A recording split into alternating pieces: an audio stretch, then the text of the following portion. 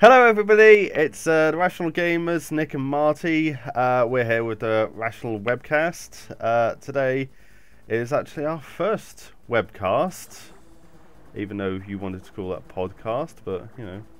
I didn't care whether we called it podcast or webcast, I just thought we were calling it podcast. Podcast is way too overused, so... Well, that's because that's what it is. It's like the word book is overused. Because we Podcast... read books. Podcast is only overused because it's got connotations with the iPod. You used to download and put them on your iPod, and it was a podcast. So, yeah. That could be true, yeah, I'll take that. Whereas this is on the web, so it's a webcast. You can still download it though, guys. Still download it and put it on your pod phone. Pod phone? Today we're talking about Mario's 30th and the Mario Maker. Oh, we're going to talk about Pokemon X and Pokemon Z. Fine, whatever. It's a new Pokemon, as if there weren't enough already. We're talking about GTA 5 and the fact that it's no longer being updated on the old gen consoles. And we're talking about how the indie platform is, well, apparently not good enough anyway. How are you today, Marty? Yeah, I'm all good. I've had some caffeine, so yeah, I'll probably be talking a little bit too fast. Sorry about that, guys. Probably talking about a little too fast. Nah, all good. Yeah, it's been an interesting day. Been thrown up on several times by my newborn, so yeah, great fun. I don't have a newborn, unless you call my computer newborn. Because... No, it does, Nick. No. Oh. Don't make the webcast weird. Come on.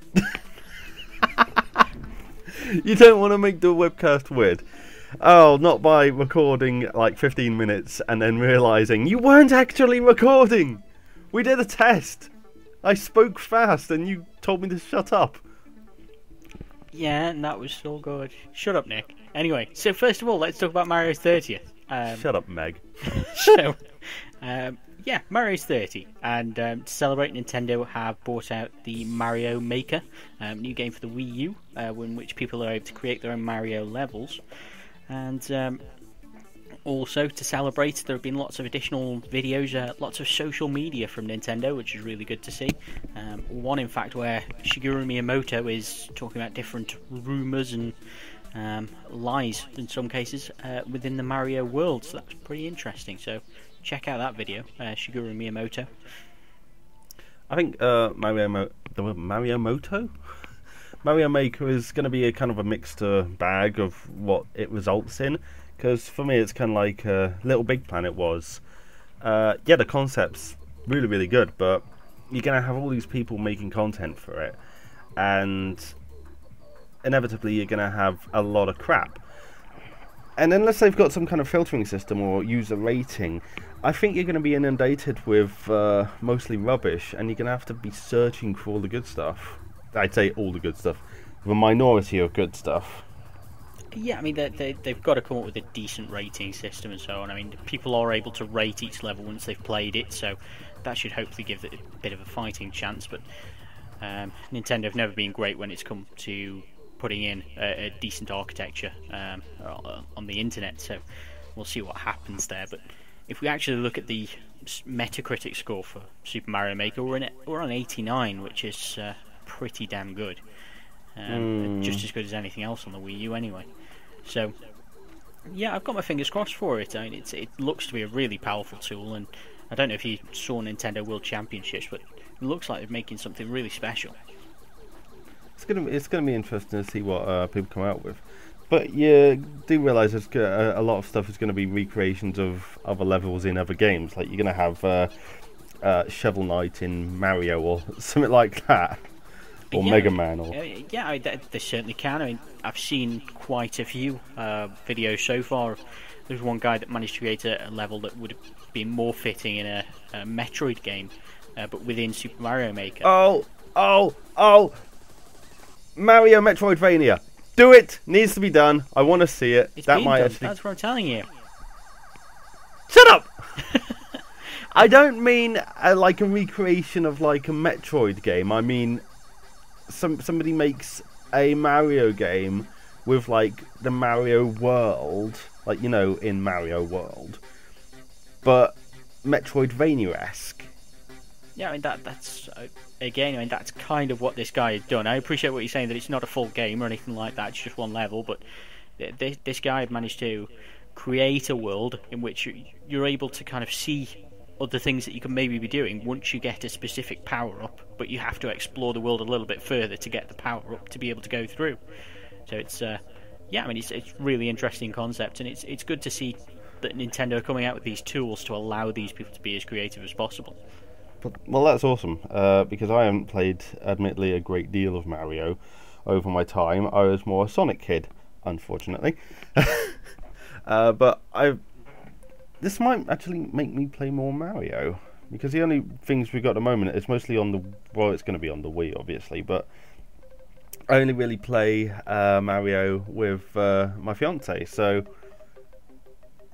I don't have that much of an opportunity, really, and not much interest, too. Mm-hmm.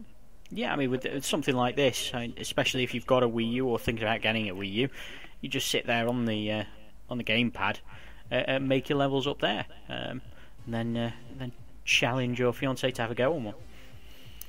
Challenge my fiancée to fail. She'd probably just make one and make death pits everywhere, because she always loves to just pick me up and throw me into fire pits on new Super Mario Brothers Wii, or whatever it's called. I don't know. Like I said, I'm not a Mario person. I'm just babbling now. Let's talk about something else. Yeah, I mean, just to put that into context, Nick is expecting to be married soon. So the thought that his fiancée is just a sadistic person that will throw him into fire pits really is a comforting thought. But anyway, yeah, let's move on. Let's talk about GTA.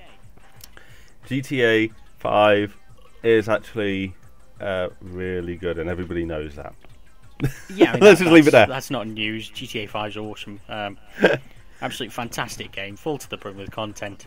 Apart from the fact that I can't actually finish it on the PC, because I think it's glitched out and it won't give me the next level. Any help with that? Give me help. I don't know what to do. Anyway, it's not being updated for the old gen consoles anymore, is it? Yeah, PS3 and Xbox 360. I mean, they're coming to the end of their life. That's not a shock to anyone. But yeah, Rockstar are one of the first people to really put their foot down and just say, yeah, we're going to carry on updating the other consoles and the PC version, but 360 and PS3, that's it now. They've had their fun. To be fair, yeah, that's on one hand that's kind of like it's kind of dickish, but the old gen GTA 5 and the new gen GTA 5, including the PC version, were kind of billed as two separate games, really, because you had the release of the original, and then you had this whole new buzz around it for the release of the new one, which I say new, updated version, which I admittedly got caught up in. I mean, it's all over Steam, like, oh, buy it now and get like $1 million in in-game cash or something. But they are treating the old version much more like just a completely different game. And yeah, it's going to take more and more resources to dedicate to the older thing. I mean, it's like somebody supporting a PS2. It's just no point anymore.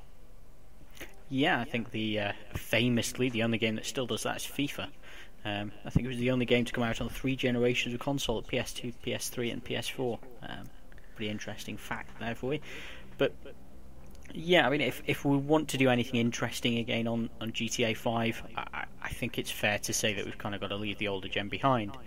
I mean, everybody that I know of that knows anything about Grand Theft Auto is really hoping for the casino update, which everything is built in there to bring out. But you can imagine that there'd be a heck of a lot going on in there, possibly too much for the older consoles. I mean, exactly. I mean, you've got all this new stuff that's going into the new gen version of it, and the more and more they put in, the less and less it's going to be capable. So it's less about like wanting to support for it, and more about the fact that they're not able to support for it. Yeah, I mean, that's not to rubbish the older versions of GTA 5. It was an absolutely phenomenal game on there. I played it, absolutely loved it, had it on the PS3, thought it was fantastic. But it's It's had its day now. It really did. It was pushing the it was pushing the limits of the old consoles. Then I mean, like I say, harking back to the PS2, when the PS3 first came out, they started releasing games for both consoles, and they were really pushing the PS2 to like 100%, 110% of its capabilities, and they just couldn't take it. I mean, it's a similar story. And you've got to look at the PS3 and PS4 as being two completely different animals. I mean, the PS3 is such a weird architecture. You're looking at the cell processor and everything else. It can't be an easy task to make something as simple as the PS4, which the architecture of which is pretty standard nowadays as the Xbox One and PC. But then to try and shoehorn that onto the older consoles must be a right effort. Just crowbar it in there, you know. Whoa, Half-Life 3 confirmed, everybody. Hope you all got that. We're not even 13 minutes into our first podcast, and already we're making the redundant jokes. Let's just throw a cake is a lie in there. Although I did see something on Half-Life 3 the other day. What? Let's just have a look. Okay, that's weird. I've just seen Naughty Dog's director asks Valve for Half-Life 3 rights over Twitter. What? No, that's not happening. No. Oh, basically there was something, and they were saying, oh yeah, Half-Life 3 is going to be announced by the end of 2015. They said that in 2009, so you know we don't bother getting our hopes up anymore. Yeah, Anyway. though I think it's worth stating that Dota 2 it is now the first game to be running Source 2, which everybody thought would be Half-Life 3, but no, instead they've just ported everything from Dota 2 over to the new engine. And technically, that's kind of not a whole new game, so I think they might be able to, if they were to release Half-Life 3 as the first full release game on the Source 2, they could still keep the record of having Half-Life as every single first proper game on the new engine. Yeah, I mean they could do that if they wanted to, but everybody will know. Everybody will know what they did. Anyway, back to topic. Let's talk about Pokemon Z, not X. Z. Okay, yeah, I mean it's as those that are really delving into the Pokemon world might well know that there are a lot of rumours floating around. It was always obviously, an option for them to go X, Y, and then Z. But new screenshots come out in some weird, strange Japanese magazine that suggests that there's a Pokemon Z on the way. Certainly a new film next year, and traditionally Nintendo do like to push a game out at a similar time, and this could well be a good opportunity. You say push out, cash in I think is more the term. Whoa, Nick, you're getting controversial now. That's hardly controversial, that's just business. It depends what they do. If they bring out a game that's akin to Pokemon Yellow and Pokemon Crystal, then yes, I'll agree, they're just cashing in.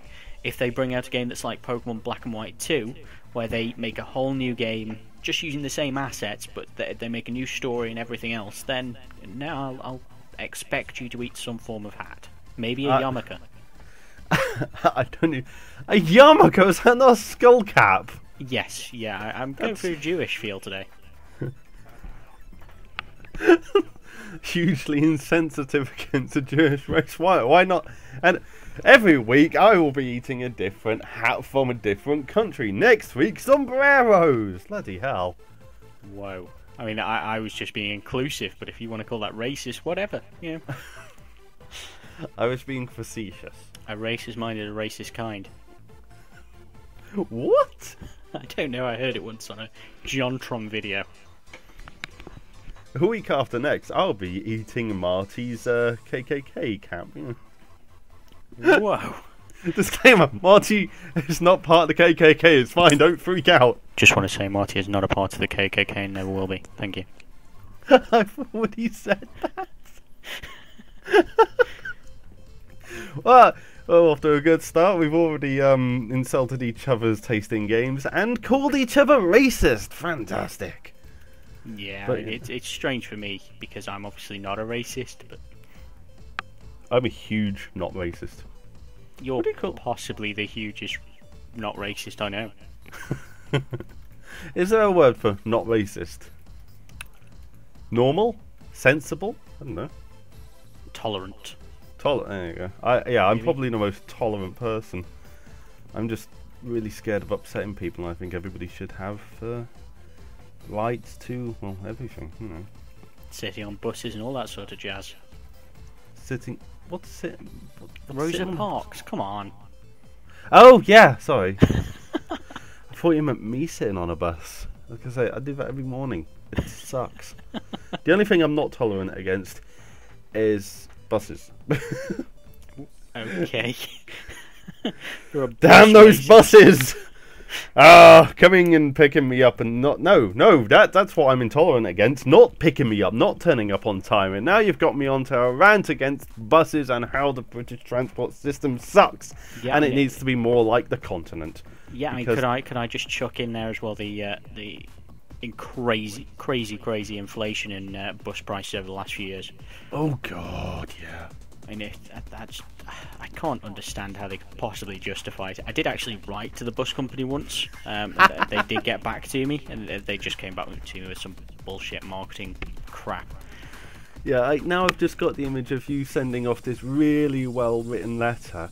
Like, dear sirs, I'm disappointed in your service. You are inflation, Boris Johnson, and them just sending you back a letter. Dear Mr. Your second name. Fuck off. Yeah, it may as well have been that. I mean, they quite clearly didn't want to have a conversation about it. They just wanted for me to go away. Yeah. Anyway, we should really... We're drifting from topic, aren't we? Yeah, talking about bus bullshit. Is there a bus Pokemon, though? This is how we're tying it in. Bus Pokemon. I'm going to look that up. Bus No, there isn't a. You don't need to look for a bus There's Pokemon. over 700... Yeah, there's a Pokemon bus. There's Oh. over 700 Pokemon. There might be a Pokemon bus. I've just found possibly the greatest thing in the world. It's a bus designed to look like Pikachu. Okay, I mean there are planes and so on about that sort of thing as well, so it doesn't really surprise me. I just want to ride on that. Okay, yes, that's Rational Gamers first. Nick wants to ride Pikachu. And Pikachu rides on Ash enough during the animes. I think it's his turn to take the strain. I mean, sorry Nick, but it is a kid show. Pikachu grinds Ash. He never goes the whole way.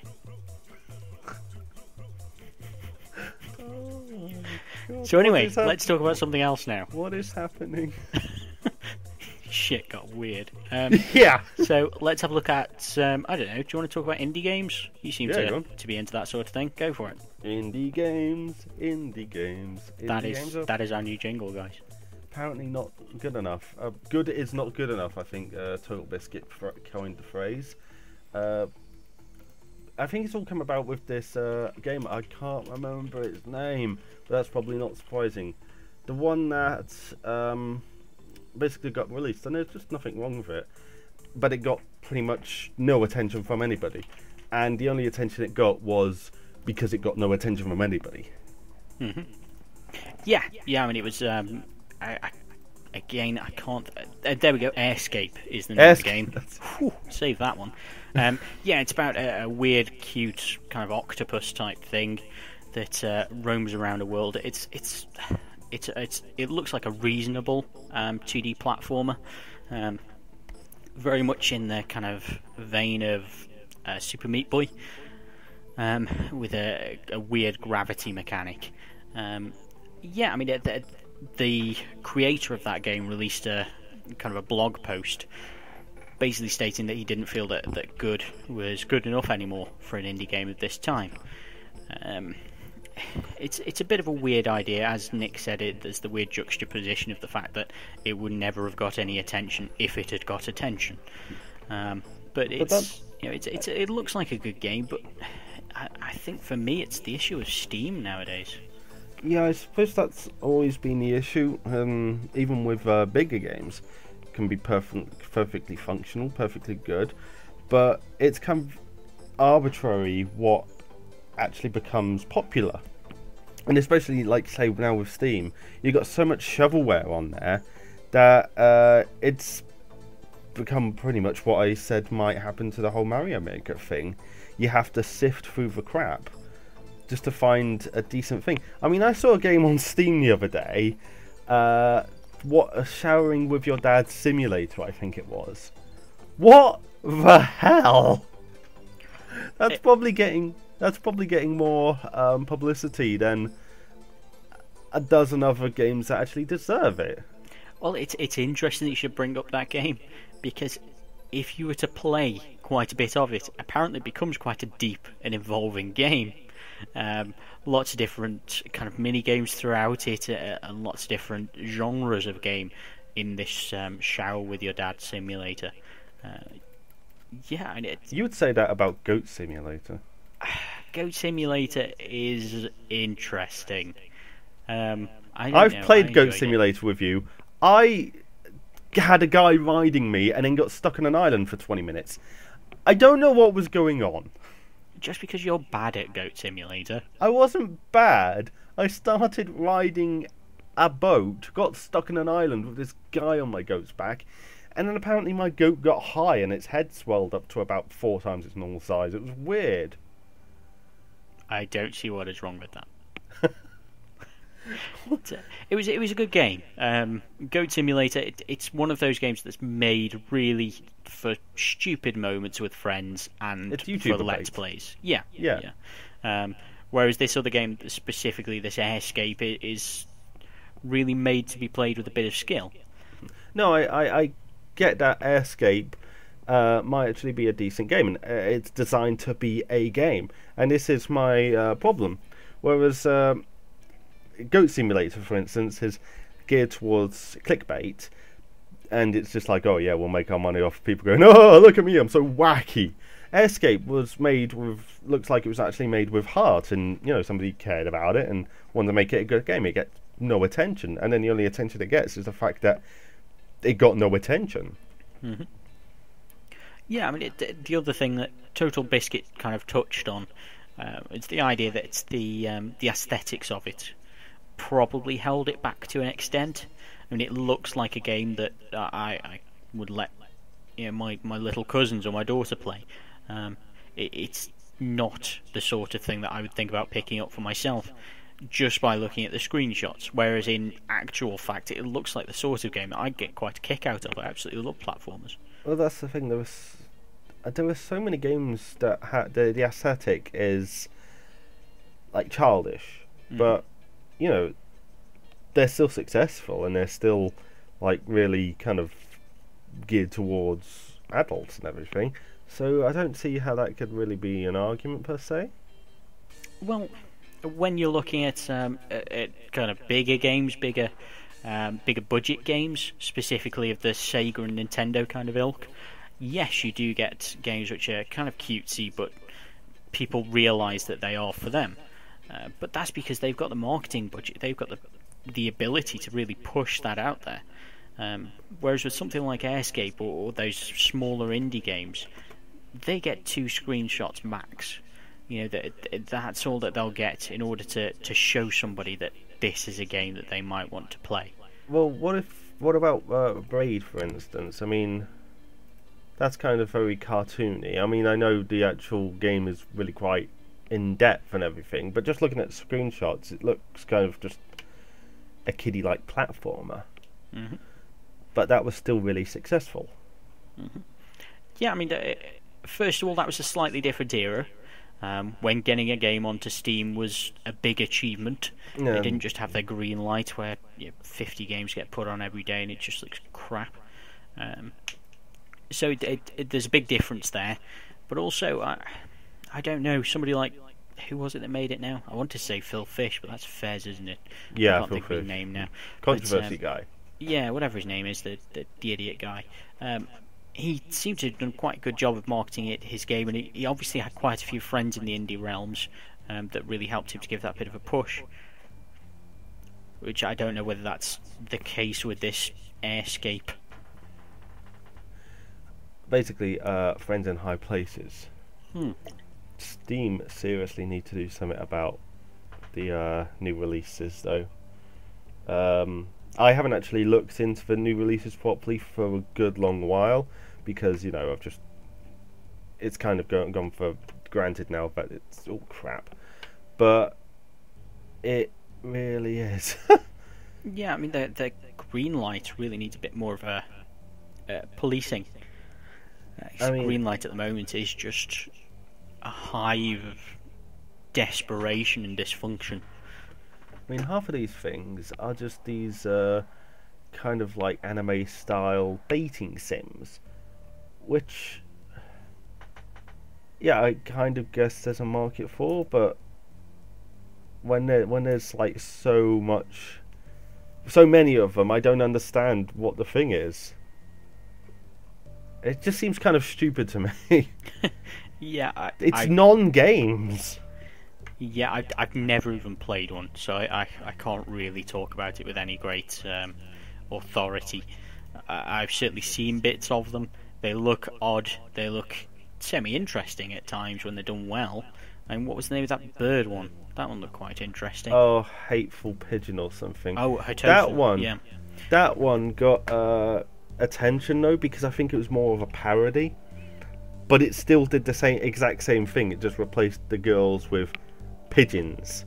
So the gameplay was exactly the same. It was another one of those, oh look, we're making a parody. We got exactly the same gameplay, but look, you're wacky as pigeons now. But again, I mean, with the Hatoful boyfriend, I think it was, the interesting thing was that it had a genuine deep story in there. Once you got past the original basic story of it, it became quite a dark and weird thing going on in the background beyond just the fact that you're trying to date a pigeon. I thought the weird and dark thing would be you are trying to date a pigeon. Yeah, and I should just put out a bit of a disclaimer there. It's not just pigeons, and we are not pigeon racists. There's other birds. Yes, yeah, a dove. One of them is definitely a dove. Now it occurs to me. Well. Was that game actually made by British people? Because it's normally girls. Now it's birds. Bird in British means girl. So make of that what you will. Yeah. I mean that certainly sounds like a decent reason for doing it. Now that is a indie game that I would like to play. I'm just looking for the new release list, and it's come out a little while ago. 14th of July. The Guild of Dungeoneering. Don't know much about it. Explain. It looks really good. I might play it at some point. Basically, what you do is you build your own guild, and it attracts like adventurers, and then you send these adventurers on quests as you would, and it's kind of like a pencil drawn black and white style, but the gimmick is you have to build the dungeon they are going through. It's kind of like those card games where you have to draw a card and put down the next card to build the dungeon you're going through. Yeah, a bit like the that zombie game. Can't think of the name of it now. I think I know what you mean. It's kind of like that, and you have to choose where to put loot and everything, but you've got no control over your actual adventurer. If they had their way, they'd just go straight to the boss. But so you have to kind of like tempt them away with certain loot in certain rooms and coerce them into fights so that they level up and everything. And it just looks like it's really done well. Yeah, so it sounds a bit like just a bit like being a dungeon master in a game of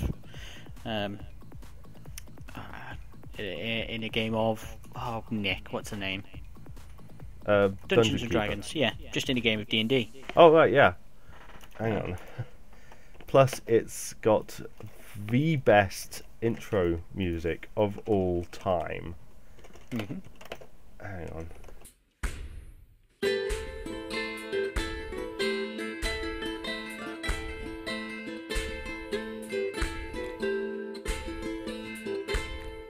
This is the Guild of Dungeoneering. On our quest, we're never veering. Oh, to be a Dungeoneer, swimming in pools of gold. This is the Guild of Dungeoneering. All the monsters keep appearing. Oh, to be a Dungeoneer, whose stories will be told.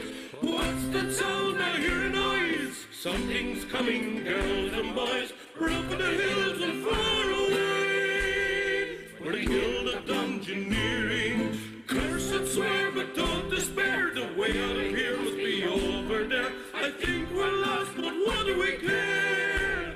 We're the Guild of Dungeoneering. Is that not the best thing you've ever heard? Yes. Could you actually hear it? Yeah, I could definitely hear it. Yeah, it sounded like it was charming. And it's got little musical bits like that every time you get a new adventurer or you put down a new room or something. I've watched a couple of Let's Plays and I just really want to play it.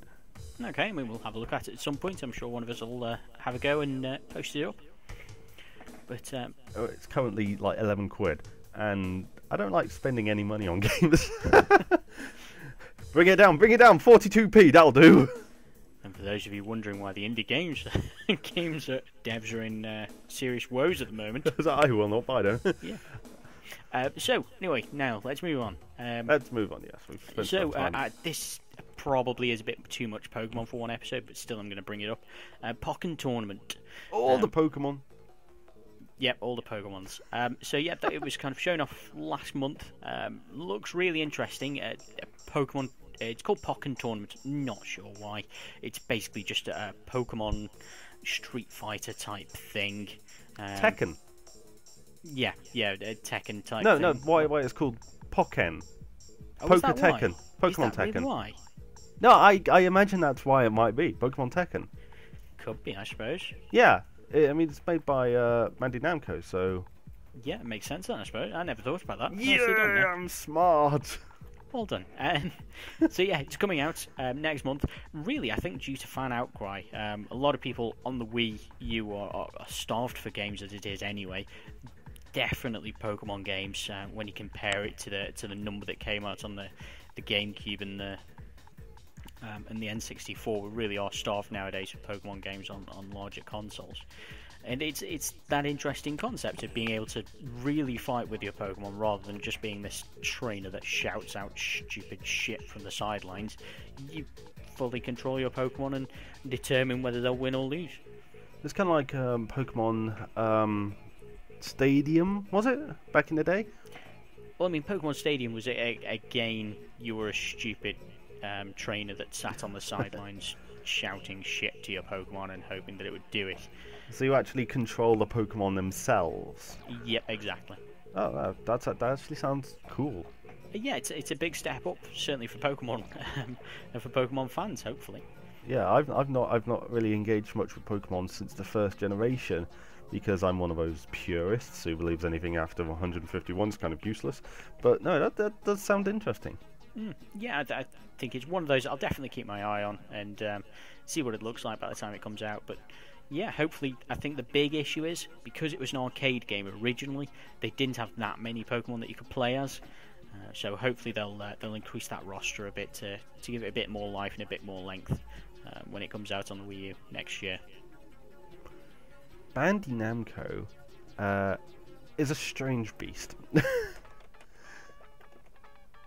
Pokemon, whatever it's called, Pokken Tournament, and then they were going to release stuff like Dark Souls and stuff.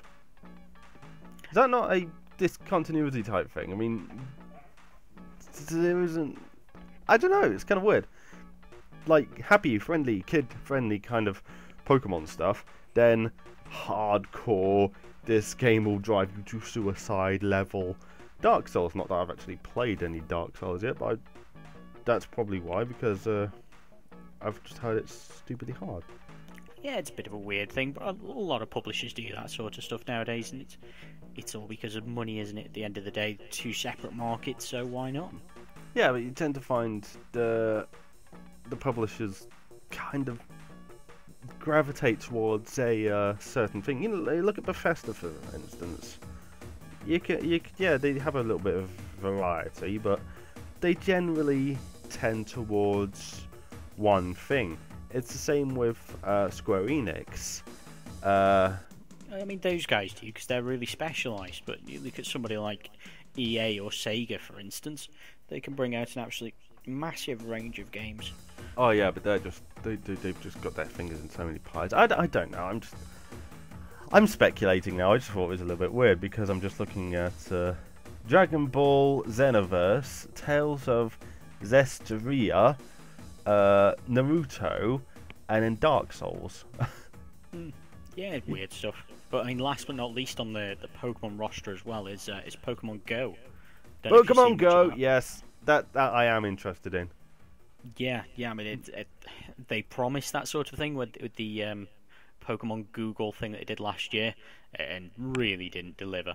But it looks like they might actually try and go for it this time. Whether they get the whole 3D, AR thing sorted, I don't know, but it certainly looks interesting. I got really excited by that Pokemon Google thing, and then was really disappointed when it didn't work. Like, it was pretty crap. So I'm really kind of psyched for its Pokemon Go. Like I said, I'm not really into Pokemon anymore, but that is interesting. Not least because the trailer showed all Generation 1 Pokemon as far as I could tell. Yeah. I mean, I wouldn't be surprised if they try and stick to the first gen Pokemon stuff, purely because this is something that could actually go places and could really, bring on a lot of people that maybe become disillusioned with Pokemon in the last few years. Like me, I just love the idea of going out. I mean, that's what I used to do as a kid. I used to go out with friends, take my Pokemon cards, and I used to, because I couldn't afford an actual Game Boy back at the time, so I couldn't battle people that way. But I used to take the cards out, and I would go out with a group of friends, and we'd see other groups of kids, and we'd approach them and say, "Want a battle?" And they'd be like, "Yeah," and we'd have a genuine Pokemon battle there. And I don't know, I really loved the feeling like that, and I kind of want to feel like that again, just because I'm a child inside, and I don't know, it seems cool. Yeah, I'll stick with that. It definitely seems cool, and the idea again that as Nintendo normally do, it's bridging that gap between people that the internet kind of puts in place. So, with their couch co-op that they do on the Wii U, this could be an interesting idea for mobile for them, that they try and get people together to play in a different way. I think it was cool that in the trailer, it was showing like parents and their kids, but it also had this one guy who's just a businessman that went around looking for him. I was like, that's me. Yeah, businessman Nick, definitely. Well, not businessman. I don't exactly wear a suit or anything, but like an adult with a job, with a life. Exactly what we are, really, grown-up, rational gamers. They're still allowed to play games like that. There's no problem with it. Exactly. I mean, I don't want to feel bad that I'm sitting on a train with a 3DS. I should be allowed to sit on a train with a 3DS. And exactly the same with this. I'm going to be wandering around my local park, shooting Pokemon in the face. I choose you! Please, just don't go out with your kid or anything. Just go to the park, point your phone at something, and go, I choose you! This is going back to you grinding Pikachu, isn't it? I don't want to buy Pikachu.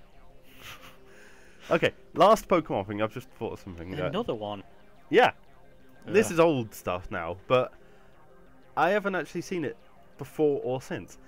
A couple of years ago, I saw somebody, and I think it was for like the DS game or something, like Pokemon Black or White or something, and he had like a peripheral, and it was a pedometer, as a step counter. Yep. But it was linked to his DS in such a way that the more steps he did, like for every 1,000 steps he did or something, his Pokemon got X amount of XP in game. and you had to link them up. It was, and for those people wondering out there, it's Pokemon Heart Gold and Soul Silver for the DS. really, was it that long ago? Yeah. Bloody hell. Well, I not just not that long ago. It's only a few years. I just thought that was interesting. I know, Yeah. I have a weird illusion about time these days. And it was an interesting concept. It was really, I mean, if we want to get controversial about it, it was just ripping off Digimon. Which, Digimon. even though I was a Pokemon guy, those Digimon things were pretty damn cool. I tried to stay away from Digimon. Yeah, I mean, so did I, but I don't know. There's this guy that I knew that had a load of them. It was a really good idea that you wandered around with your Digimon and you could battle them just straight from your pedometer thing. That was awesome. There's somebody I know who still plays Digimon cards, and why? I keep telling him, get Magic cards. If you want, if you want to play a card game, get Magic cards. I don't know. One of my friends bought a load of Yu-Gi-Oh cards not long ago. Yu-Gi-Oh. Decided to try and get into that again.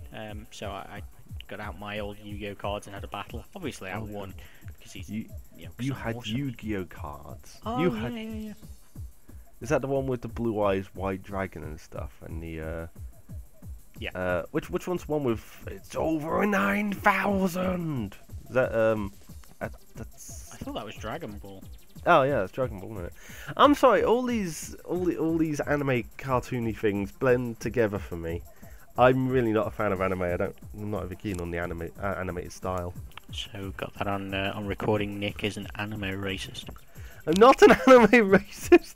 Nick is an anime racist. I'm not an anime racist. I just don't like the anime style. I keep thinking when I first started, when I first saw anime, I think it was the Moomins.